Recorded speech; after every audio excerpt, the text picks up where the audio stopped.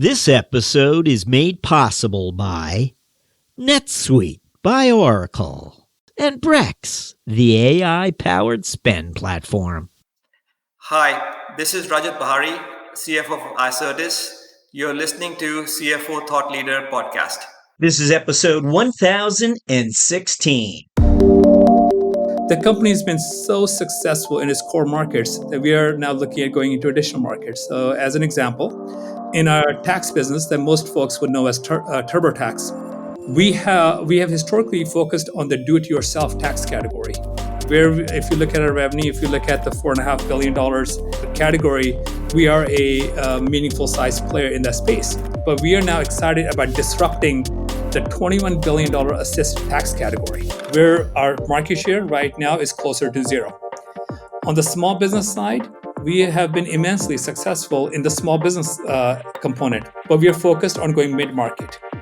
We declared our strategy to be an AI-driven expert platform back in 2019, January 2019, way before it became fashionable to talk about AI. And now we are going into the next chapter of Gen AI. So what excites me is in the next chapter, we are going from being an incumbent in the space to being a disruptor in these new categories.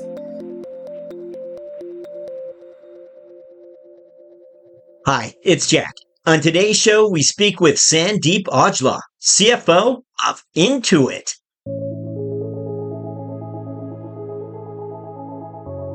When Sandeep Aujla arrived at Intuit in 2015, he had already invested 7 career-building years as a senior finance executive at Visa, and the path to the CFO office was presumably getting shorter. Still, it would be another 8 years before Aujla would be appointed Intuit CFO. While there's little question that during those 8 years, Aujla could have likely nabbed CFO appointments elsewhere, his decision to stay and complete yet another journey within Intuit reminds us that the shortest path is not always the best. Our talk with CFO Sandeep Aujla begins after this. CFOs and controllers, does expense management feel like a necessary evil? It's time to switch to Brex. Brex automates and accelerates spend management with easy-to-use corporate cards, travel, expense management, and bill pay, all on one AI-powered platform. Brex makes it easy to boost efficiency and compliance enterprise-wide and free up your managers, employees, and accounting team for higher impact work. Top companies from startups to enterprises are using Brex to automate manual work and transform their finance operations. We're talking DoorDash, Robinhood, Airtable, and countless other industry leaders. Ready to join them? Switch to AI-powered spend management at Brex.com. Hello, we're speaking to Sandeep Aujla, CFO of Intuit. Sandeep, welcome. Thank you, Jack. Thank you for having me. Sandeep, we always begin by asking this question. If you wouldn't mind looking back for us and sharing some of those experiences you believe really prepared you to become a finance leader, what are those? You know, Jack, like most folks, if I look at my career journey, I started out not knowing what I wanted to be. And I wanted to keep my optionality open. And that's something I really prized early on. So I started my career in investment banking. And I started in 1999 doing tech mergers and acquisitions. So I got to see both sides of that in 1999 to 2000, growth journey for internet and the other side. So that really prepared me to think, play the long game, to really think beyond just the hype, which I think, served me well. And in 2008, I had an opportunity to join one of my clients, Visa, to help set up the corporate development function. And we did an acquisition. And the CFO at the time of Visa, Byron Pollitt, who was a great mentor, he said, the deal isn't really living up to the expectations. You did it, go fix it.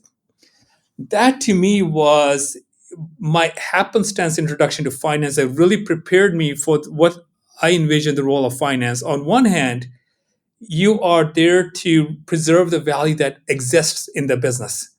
CyberSource was a phenomenal business that had a quarter of the e-commerce space. On the other hand, as a CFO, you have to put growth points on the board. How do I drive international expansion? So that really almost a happenstance introduction to finance and being part of that team at CyberSource and at Visa really helped drive for me what the opportunity for finance was. And that led to the call from Intuit, where the mandate was twofold: help us create the finance team for the next generation and help us really execute on a strategy from being a source of truth for your books to being a source of truth for your business, which is really building a platform at Intuit, which was historically largely an accounting software business. Well, that's a nice overview for us. Thank you, Sandeep, for that. I wanted to just ask you about way back when you began, it looks like, your professional life, more or less at Morgan Stanley. You go back for an MBA, but you stick with investment banking. It's not like you're leaving investment banking. You land at Goldman Sachs, where you'll be for 4 years and a few months. Sometimes people go back for an MBA in order to discover a different path. What were you thinking, though? Was there a possibility you might have taken a different path and left banking, or what were you thinking? I wanted to leave banking, but this comes back to I think the approach, or maybe the risk averseness. So 2003, 2004, I graduated with my MBA in 2004. The economy wasn't in a great spot. So I was trying to call up the companies in the Silicon Valley at that time, seeing where they were in terms of recruiting people to do corporate development or other roles that an MBA might get into, an ex-banker. And they were like, hey, love to have a conversation, but let's talk closer to when you're graduating. Now, Goldman Sachs and both Morgan Stanley and Goldman Sachs gave me an offer to join them in November. So a whole 6-7 months before I graduated. So I'm like, well, got an amazing bird in hand. Do I let this go with the hopes that the economy gets better and I can land a job in the Valley, not investment banking, or do I go back into investment banking? So I decided to go back into investment banking, and I said, well, let's change the flavor a little bit. So that's why maybe I went from Morgan Stanley to Goldman Sachs. So I did change it a little bit, but the same industry, so to speak. Curious whether, and I've asked this a variety of ways in the past, but your observation sitting across the table, whether it was at Goldman Sachs or Morgan Stanley, from C-suite executives, your early observations of how they communicated with each other, whether the CFO and the CEO were sitting at the other side of the table. What you might have observed during those early days of your career as you first cast your eyes on C-suite executives and their behaviors and their, how they went about making decisions. That's evolved, no doubt, over time. What can you share with us? Love the question. I think the evolution in my perspectives has evolved, not just from the C-suite, but also just the role of the finance function.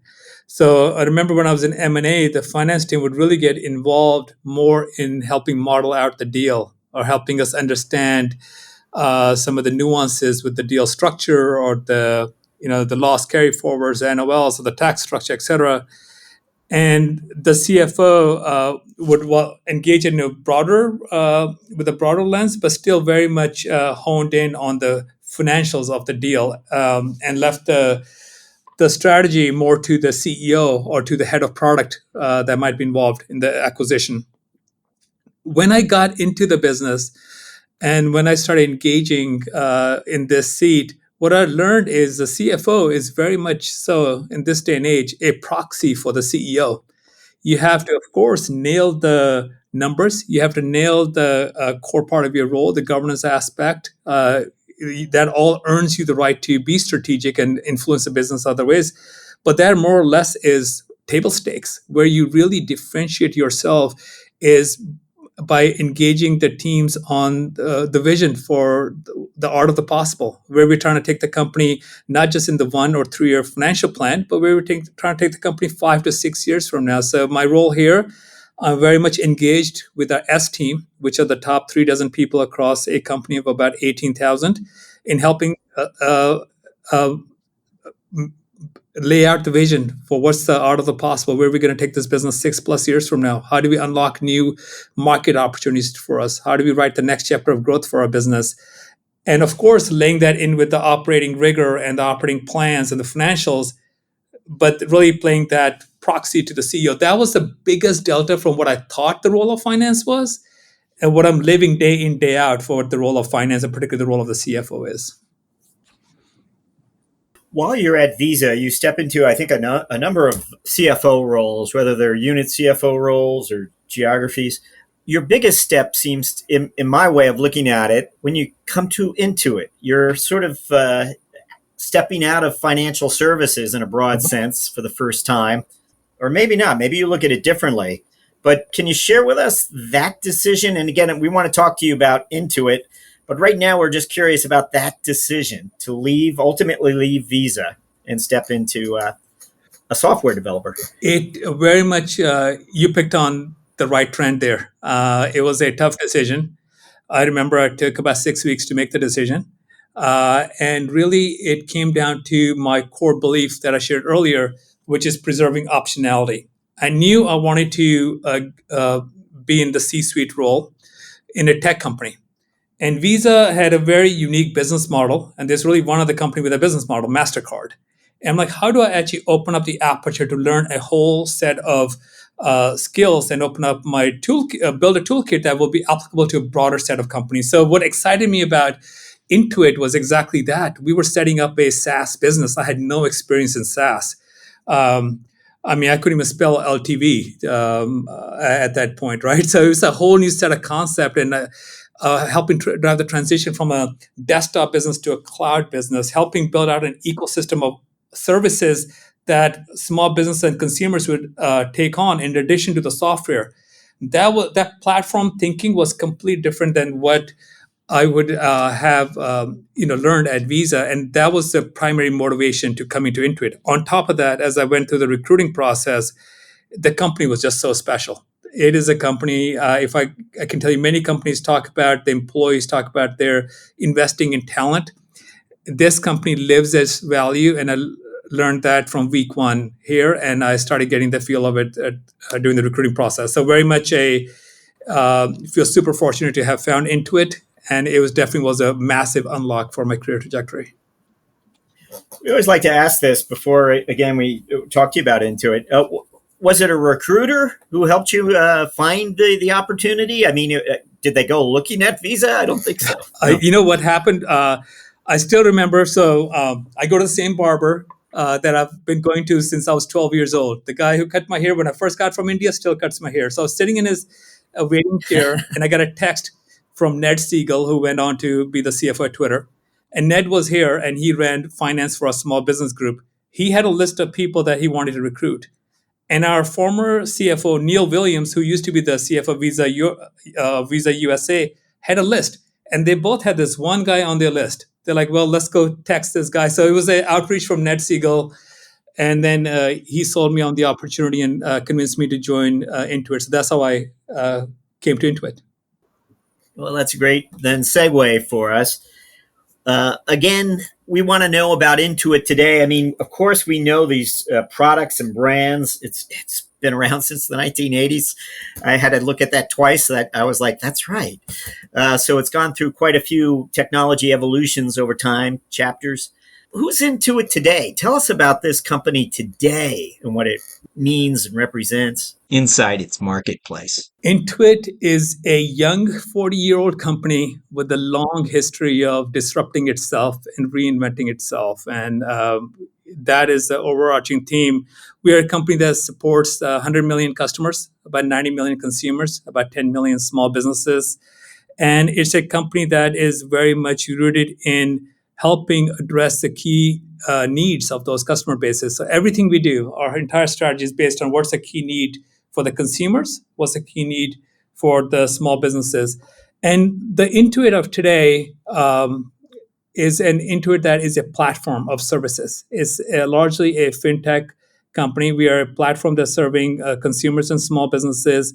It's a platform that includes software, of course, but a set of money movement capabilities. We move around $150 billion, making us one of the largest payment processors in the U.S. We are the third largest payroll provider, servicing over 17 million employees in the U.S. We have a capital business that I played a role in setting up since I joined here, and we last year helped over 45 million people file their taxes. We have over 40 million monthly active users making financial decisions on Credit Karma. So it's very much a platform that's serving 100 million customers across small business and consumers make the best financial decisions for their situation.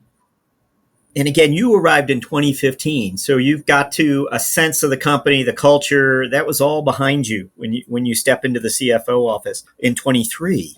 You stayed during COVID. There were probably CFO roles you could have left and stepped into, but you didn't. What is the and again, I think initially I saw that your involvement in M&A that might have been attractive certainly to Intuit that did steady acquisitions up until I think recently or a few years ago. I'm wondering why you were the one to open this next chapter as a finance leader. What a great question. And, let me set a little bit of context and it'll apply very nicely into why me and why what excites me, why Intuit thinks I'm the right person, and why I'm excited about the next chapter. So I joined the company in 2015 and it was a two-pronged mandate. Help build the finance team of the future. A finance team that's not just keeping score, but a finance team that's actually scoring points. And I'm happy to dive into some of the key areas that myself and my team helped reshape into a strategy and help reshape its financial profile. And then two, really engaging deeply in the business. When I got here, the first 6 months, I was the acting chief risk officer for our payments business. Very few companies will have someone join the FP&A role, be like, hey, payments. We think it's a massive opportunity in reshaping payments, which is one of the key theses I had coming in. Go engage with the business. And, that was the start. At that time, most of our revenue came from accounting software, QuickBooks, on the small business group. And the context, I spent my first 8 years of Intuit in the small business group, helping co-lead that business. And now, majority of our revenue comes from what we call services. This is payments, payroll, capital, MailChimp, stuff that's not the core QuickBooks business. And that services component is growing a lot faster. So I was a key component of driving that strategy, developing that strategy, and executing on that strategy. And while I was doing that, the aperture for my own career growth opened up quite a bit. I did get calls and got the offer to join other large cap companies, very recognizable names. But really, what kept me here at Intuit was the very deliberate investment that Intuit made in my growth. I started working with our current CEO, Sasan Goodarzi, back in 2017 when he ran the small business group. And the growth I had in my leadership partnering with him and the broad mandate I had, not just as the head of finance for that division, which right now is about a $9 billion in revenue business. So it's a large division for us. But he really had me operate as his, in essence, co-head of that business. So very much a COO and CFO. So I got the investments. Our former CEO and executive chairman, Brad Smith, coaching me on how to continue to scale my leadership. Our former CFO investing in my growth. I knew at that point the investments they were making and how good Intuit is about succession planning and making sure these top roles get filled by talent that's within our shop, that I had the opportunity to be the CFO here or an opportunity to have a different C-suite role in the business. So that's what kept me around. It was the investments Intuit made in me. It was a continued growth I saw in Intuit's business. It's a continued growth I continue to realize in my own career. And one of the things I look for is if I am still having fun, if I'm still feeling my brain hurt at the end of the day, I've got more work to do. And so I stuck around at Intuit. It's been a very rewarding journey. What about your organization, the finance organization? Having stepped into the role a year ago, you already knew much about the organization, but have you made changes? Is there a vision that you have to modify it in some way? It's an amazing organization. And the way I frame it is writing the next chapter of great for the finance team at Intuit. And it's always a journey. But as I look ahead on the areas that we are focused on, we're taking the company has been so successful in its core markets that we are now looking at going into additional markets. So as an example, in our tax business that most folks would know as TurboTax, we have historically focused on the do-it-yourself tax category, where if you look at our revenue, if you look at the $4.5 billion category, we are a meaningful size player in that space. But we are now excited about disrupting the $21 billion assisted tax category, where our market share right now is closer to zero. On the small business side, we have been immensely successful in the small business component, which are small businesses with 0 to 10 employees. But we are focused on going mid-market. We declared our strategy to be an AI-driven expert platform back in 2019, January 2019, way before it became fashionable to talk about AI. And now we're going into the next chapter of Gen AI. So what excites me is in the next chapter, we are going from being an incumbent in the space to being a disruptor in these new categories. Hard thinking and top tier execution is going to be critical. And that's what excites me about the role that finance will play. I just had my all hands with my organization today, all 600 plus people. And I talked about when you get and look back from 5 years from today, you will say that finance would have played an outsized role in unlocking the next chapter of growth for Intuit, because it's an area where we are exercising new muscles, where execution is going to be a priority, is going to be a key differentiator. And I think that's where the finance team excels. So for me, it's very much about up-leveling the finance teams. I brought in some talent. I always focus on spending an outsized amount of my time recruiting, coaching, and growing top-tier talent. So I continue to augment the talent on the team. I continue to invest time in coaching our top performers. I continue to invest time in helping lay out the vision for the organization and helping my leaders, unblocking my leaders to help them help me achieve what's potential for the team as well as for the company. I mentioned we always like to refer to part of our discussion as the lines of sight into the organization, what you're looking at, what are the numbers that matter.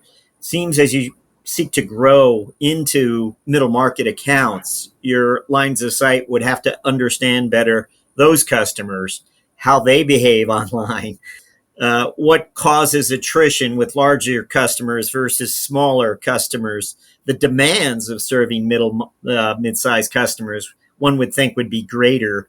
A bigger investment would need to be made. AI might augment some of that, but can you reflect a little bit on the challenges of serving these larger customers and how finance you have it positioned to do so? Absolutely. So one of the things that the finance team did when I ran finance and co-led the small business group is we looked at why customers were attriting, and one of the things I try to push the team on is being obsessed with the funnel, all the way from traffic to retention. And the team was looking at why are these customers attriting, and these were the largest size customers. So that was a lot of ARPC walking out the door. And what we realized is they were going to these larger competitors. That was a massive step up in how much they were having to pay. And I said, well, why? Go dig in why. And they spent time with the customers and realized it was incremental functionality these customers were looking at. For example, when you become bigger, you don't want QuickBooks that gives you access to the entire books of the business.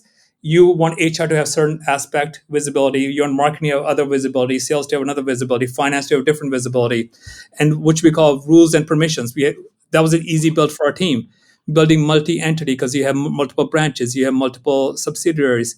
So the finance team actually identified a lot of these opportunities and partnered closely with our product team to help build the product.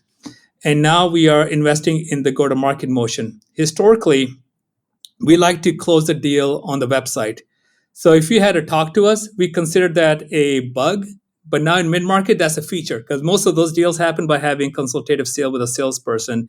So our investments are continue to be on the product side because you're never done with the product. Right now we're focused on we're defining mid-market as 10 to 100 employees, but that's just scratching the surface. We want to go all the way up to 1,000 employees. We'll never get into the enterprise space, but I want to go true mid-market. So we continue to invest in the product, working closely with the product teams to take customer insights to say what are the key products and features we need to prioritize to really continue to scale. 2, we are building a go-to-market muscle.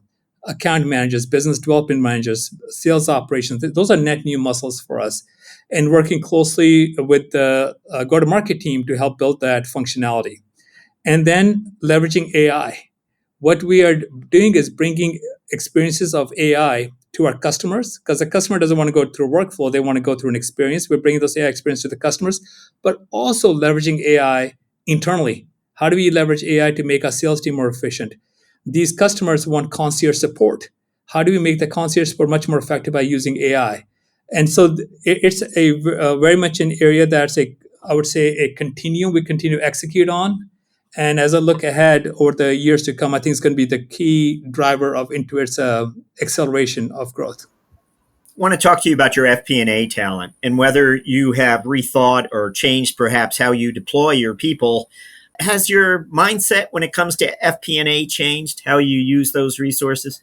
Absolutely, and it's been a journey. So I have a head of business unit finance. We don't call them CFOs, but in essence, you would consider them segment level CFOs. And these are very seasoned leaders that lead large teams, one for the small business group, one for Credit Karma, one for consumer group. And what I look for in talent are three things: intellectual horsepower, intellectual curiosity, and a ton of ambition. Those are the three things I can't teach people. Everything else I can teach. So one of the things I've done since I joined Intuit in 2015 is I've turned FP&A from being comprised 90% plus of folks that kind of had a similar background. They grew up through the finance organization, to where when you look at my top leaders now, some of them came up through the finance organization, some of them came up through the engineering organizations, some came up through investment banking, some came up through consulting. Because those three key ingredients I'm looking for, those comes in multiple shapes. And what I've realized is the art of finance is really an art of deeply understanding the business, being accretive to every conversation. You're adding value, putting growth points on the board, and you just happen to sit in the finance function, but your role really is to be that business leader. So many of the finance leaders I have today, if you close your eyes, and it's one of the mandates I have for them, is when I close my eyes and I listen to that conversation, I shouldn't be able to tell who's in finance, who's in product, who's in marketing, who's in which other function. And so the FP&A team has evolved tremendously. I'm just kind of thinking real time here. I would say at least 2/3 of the team that I ran the small business group when I was leading that function, now in the CFO team, is there's been a turnover just because we have really up-leveled the talent to be a team that, of course, they nailed the art of finance, but they're really engaging as a growth catalyst in the business and bringing very tangible growth ideas to the table. Is there a number, a measurement, a performance measure that has been top of mind lately or during your tenure you've sought to educate the organization differently about, or just bring it to their attention more broadly, or maybe it's just part of the organization you felt needed to understand better what a particular metric or number mattered? No, it's a great question. So we're a north of 16 billion business with three big divisions. So it's hard, and the divisions are small business group, consumer group, Credit Karma. And so it's hard to have one key metrics. Let me unpack how I look at the business. So one is we declared three growth imperatives, and I will not leave your question unaddressed. I'll give you one Uber metric I do look at. We declared three growth imperatives that are critical for any platform company to continue to grow. First is breakthrough customer growth. Are we growing customers both at the low end and the top end? Because as you focus on mid-market, you got to make sure you're also not taking your eye off the core of the business, the low end. Otherwise, you're opening yourself up for disruption. So that's one. Second is breakthrough adoption. Those customers coming in, are they adopting multiple parts of your platform? Otherwise, you're just being a single product company if you are still just leading with QuickBooks. They should be buying QuickBooks and then quickly attaching payments, payroll, getting capital loans from us. They should be getting the taxes done through TurboTax and adopting Credit Karma Money. So what's the breakthrough adoption? And the third, better together. By having this suite of assets, are we driving the opportunity for customers that are adopting multiple parts of the platform and they are getting experiences that are better by being on a platform versus what they would do outside by getting those point solutions? So I have a series of metrics. There's about 15 in total across those three that we tend to look at, and they relate to the progress we're making quarter-over-quarter and year-over-year. But if I look at the Uber metric, I look at what what's the overarching growth rate of the company, and what's the overarching operating income margin of the company. And I look, we are a company, if you look at our growth rate and our latest guidance of 13% and our margin, operating income margin of 39% plus, we're a company operating at the rule of 52. There are very few companies delivering 16 billion plus in revenues operating at that rule. And we look at where we are, where our peer large cap software companies are tracking. And what I focus on with the leadership team, the CEO staff team, is how are we making sure on that metric we are one of the best run software companies out there. I have one just question regarding the company's capital structure. Intuit has a lot of institutional owners of its stock. What does that mean for you? You have to spend time with a certain group of shareholders more? I don't know, but what does it mean as a finance leader when that's the situation? Absolutely. I allocate about 10% of my time talking to our external stakeholders, our shareholders, and potential shareholders.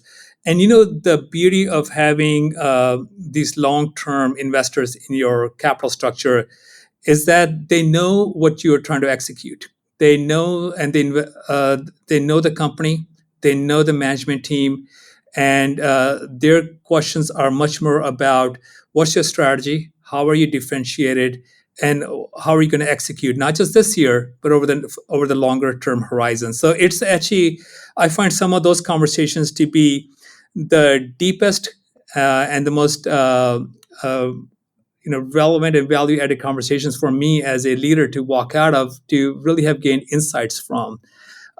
So it's truly a very fortunate position that we find ourselves, that we have some large shareholders who've been in the company for a long term and have continued to back us. And at the same time, I spent time. I was in the UK last week, spending time with prospective shareholders, and I think where we are taking Intuit, the evolution that we've driven in Intuit, going from a software provider of large QuickBooks and TurboTax to now a platform, is really bringing on a set of shareholders that historically would not have looked at us. But now, as a high growth company, as a high margin company, is something that is on their radar, and they're investing the time to learn more. So it's one of the more exciting parts that probably energizes me the most, is the spending time with our shareholders. Okay, well, thank you for that. We're going to move to what we refer to as our finance strategic moment question. That's where we ask you to look back and just share a moment of insight that you've had along the way. I know you've had 3 of these today. What we're looking for, Sandeep, really is just a good story of how finance plays a strategic role in business. And it might have happened back during your Goldman Sachs days, or it might have happened last week. Anything come to mind when we ask for a finance strategic moment? I'll give you a couple. One is I shared early in our conversation around how the finance team looked at the funnel and realized these customers are leaving to larger customers were leaving to other software providers, and how we drove some of those changes. And that led to the mid-market strategy and the product that eventually got named QuickBooks Advanced. But let me give you another example. As we drove the transition to the online platform, the cloud-based platform, we realized that there were these customers on the desktop platform that were basically on a license-based model. And we realized that they were not getting the full benefit of the investments we made in the capabilities we could bring to help them run their business a lot better on the online platform. And I asked the team to look into it and help drive some of the changes that could help expose these customers to where the innovation was happening. And the team came back with 2 ideas. One was the customers were too used to buy versus subscribe model. So we had to evolve that desktop business into a subscription-based model. And 2, while we were focused on the online ecosystem, we left the desktop business to where there was a massive price arbitrage between what the desktop product was and what the online product was. So this is an area where I would say the initial conversation, there was finance was the one that was really highlighting the value and looking at it from a very customer-centric point of view, not just a financial point of view, but why it was a better decision for the customer. And it took us probably 6 months to sell the idea, to convince others in the company that was the right idea. And I would say if you look at our financials over the last 3 years, as we've been driving this transition towards a software-based model, we have taken that desktop business, which is a north of $1 billion business, so it's not a small business, to being a low single-digit grower to one that's growing in the teens now. And that was an idea that was incubated within the finance team, that was discovered by the finance team. The idea incubated within the finance team and executed in a large portion by the finance team, of course, in partnership with product and go-to-market. But finance was the first one that had the conviction here and got the rest of the company on board. And that has generated billions of dollars in value, both in terms of revenue and not to mention market cap for Intuit. Excellent. Well, thank you for that. We're going to jump to our mentoring round where we'll ask you several quick questions intended to inform and inspire future finance leaders.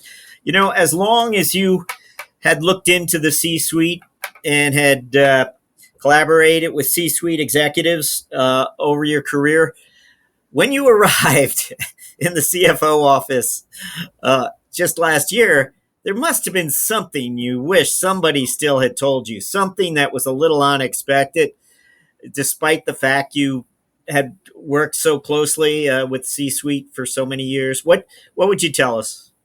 What I would tell you is I did not fully appreciate the amount of context switching I would do throughout the day. In any given day, I could be in a conversation that's around accounting or legal entities or tax setup. I could be around design the org structure for across the company, not just in finance, to unlock the best potential for growing a certain part of the company. I could be in an external conversation with shareholders or the media to talk about the long-term potential. That's now, talking 3 to 5 year horizon versus talking 3 to 5 month horizon.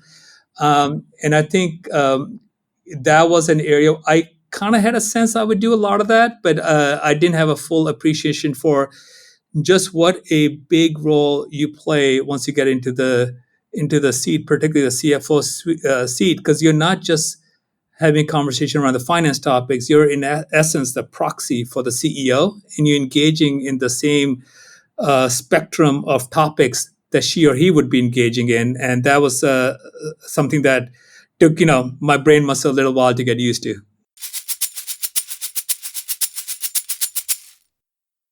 $37,025.1. These are the three numbers to remember to get the visibility and control you need to make the right business decisions instantly. 37,000. That's the number of businesses which have upgraded to NetSuite by Oracle. NetSuite is the #1 cloud financial system, streamlining accounting, financial management, inventory, HR, and more. 25. NetSuite turns 25 this year. That's 25 years of helping businesses do more with less, close their books in days, not weeks, and drive down expenses. 1. Because your business is one of a kind, you should get a customized solution for all of your KPIs in one efficient system and with one source of truth. Manage risk, get reliable forecasts, and improve margins. Everything you need, all in one place. Right now, download NetSuite's popular KPI checklist designed to give you consistently excellent performance, absolutely free, at netsuite.com/KPI. That's netsuite.com/KPI.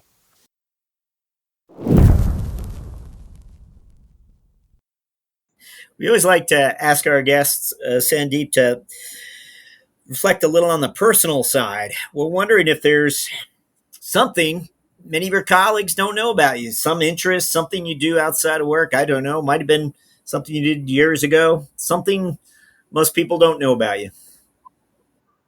Yeah, one thing I find is in this job, when you're kind of always on, you really got to find those opportunities to unplug.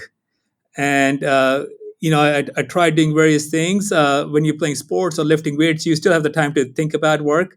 So I'm like, what can I do that would really take my mind off of work? So I got into tracking cars. So basically on the racetrack, because when I'm on the racetrack, I don't have time to think about anything else except what's in front of me, and I find that activity to be so mentally and physically refreshing. So that's kind of a passion of mine's outside of the workplace. Is there? Can you do that nearby? Do you have to travel to do that? So I live in the San Francisco Bay Area, and we are super fortunate. We have amazing tracks here in Sonoma, Laguna Seca, and not too far away we have Thunder Hill. Buttonville is a little farther away, but there are amazing tracks around here. So it's a hobby I can participate in without going too far from home. We wonder if you have a book selection for us, or maybe it's a resource podcast. Doesn't have to be a book necessarily. Doesn't have to be a business book either. But anything come to mind? You ask for a book or a resource. The couple of podcasts that I really. So let me start with a book that I picked up recently and finished recently. I think it's called The Happier Hour. The author's last name Holmes, and it really helps just talk about how to maximize your happiness with time, because time is the one resource we can create more of. And as a father of three, as a husband, as a son, as a brother, as a friend, it's just like, how do you engage across your professional life, across your personal life, to make sure you're maximizing your time for the greatest joy. So that book was phenomenal.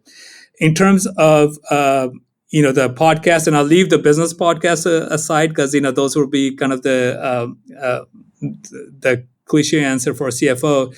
I spent time listening to the Jordan Harbinger podcast. There's always interesting stuff. He's talking to all these interesting guests, and then once a week I listen to the All In podcast. It's a broad spectrum of topics from science to business to politics, and so those are the things I try to engage in. Great selection for us. Thank you.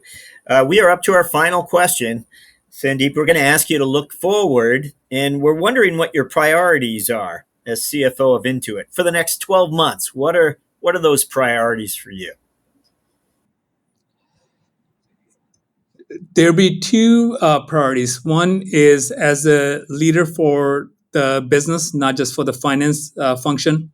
My priority is to really help unlock the potential for our S team. Our S team is the 36 individuals in a company of 18,000 that really help run this entire business, making sure that team is focused on what's going to be the critical areas for us to master, to unlock the next chapter of excellence and the next chapter of growth for the company, and to really up the game in both our focus and our velocity as an organization.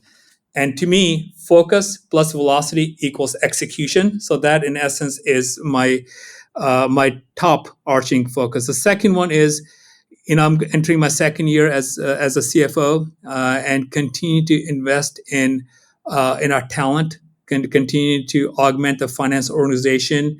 I spend at least 25% of my time every year, and my executive admin, she tracks my calendar very carefully, and I hold myself accountable to that, on investing and identifying new talent to bring into it, coaching our top performers, and making sure that our top performers are finding this to be the place where they can do their best work and achieve their true north. So those are my two big objectives for the next year. They both are related to talent, because one of the things you realize when you're operating at this scale in these roles, I have to nail the financials. I have to nail and execute on all the compliance things that come with the role of the CFO. I have to make sure we set bold guidance and we exceed our bold guidance. But to me, those are all table stakes. But when I think about what is it that I'm focused on, it is, what am I doing to really change the inflection point of this business? And so those are the areas that talent is going to be critical to doing. Sandeep Aujla, thank you for joining us on CFO Thought Leader. Thank you, Jack. Really enjoyed our conversation.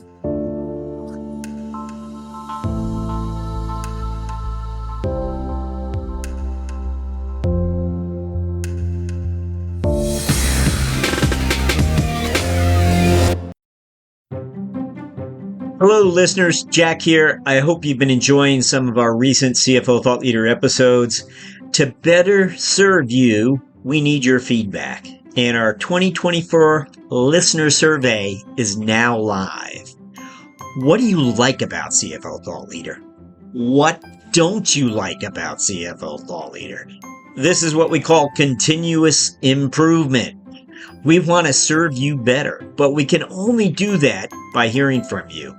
You'll find our 2024 survey right on the nav bar at cfothoughtleader.com.